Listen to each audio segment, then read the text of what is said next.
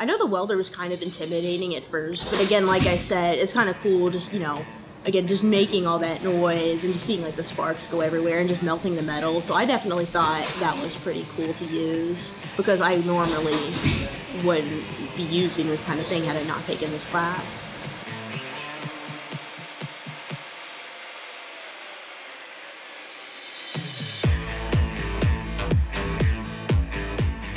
It's been a process.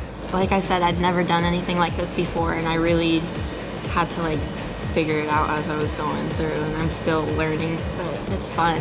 I really enjoy it. This might be one of my favorite classes I've taken here at IUK, honestly.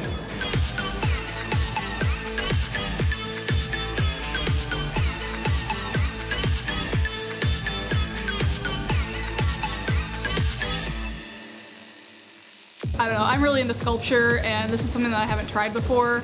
A lot of the stuff that I work with is more like textile or like or smaller scale and everything, so I don't know, it's something I could do to like kind of push myself and try something new.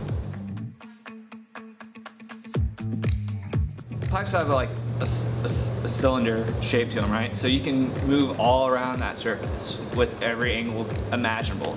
So you have these other pipes and you're connecting them and you're moving them around every different angles, and you're like, oh man, I just can't find it. And then that one moment when you just stop and you're like, hey, stop, hold that right there. Let me look back.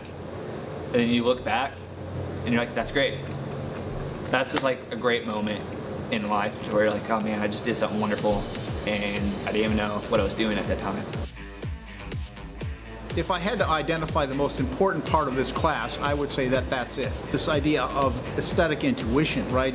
Letting your intuition, your aesthetic sort of appreciation guide the process. Start to get in touch with that inner sort of intuitiveness, that aesthetic intuition that we all have, and to just learn to let that sort of come out.